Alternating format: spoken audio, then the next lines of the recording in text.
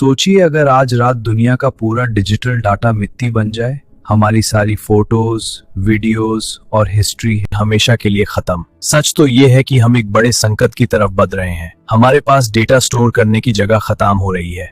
Hard drives मुश्किल से 10 साल चलती हैं, सीडीज 20 साल, लेकिन हमारे पास एक ऐसा हिडन कोड है जो 4 बिलियन सालों से एक भी बाइट लूज किए बिना चलता आ रहा है। इसे कहते हैं डीएनए। कंप्यूटर समझता है सिर्फ 0 और 1, लेकिन कुदरत का अल्फाबेट अलग है। डीएनए बना है 4 केमिकल से, A, C, G और T। साइंटिस्ट ने अब इस लाइफ कोड को डिकोड कर लिया है। हम अपनी डिजिटल फाइल्स को इन 4 लेटर्स में ट्रांसलेट करके सिंथेटिक डीएनए के अंदर लिख सकते हैं। इसकी डेंसिटी दिमाग घुमा देने वाली है। सिर्फ 1 ग्राम डीएनए में 215 पेटाबाइट्स डेटा आ सकता है।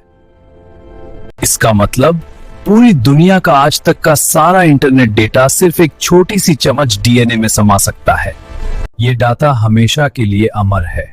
हमें हजारों साल पुराने मैमोथ से आज भी उनका डीएनए मिलता है। अगर सही से रखा जाए तो ये कोड 10,000 साल तक सुरक्षित रह सकता है। लेकिन अगर ये इतना बेहतरीन है तो अभी तक हमारे मोबाइल में क्यों नहीं आया? बहुत माह की डेट में 1 MB डेटा को डीएनए में लिखने का खर्चा हजारों डॉलर्स है। ये आम इंसान की पहुंच से बहुत दूर है। डीबीएनए में डेटा लिखना और पढ़ना बहुत धीरे होता है। इस प्रोसेस में घंटों या कभी कभी दिन लग सकते हैं। आप अपनी मूवी तुरंत प्ले नहीं कर पाएंगे।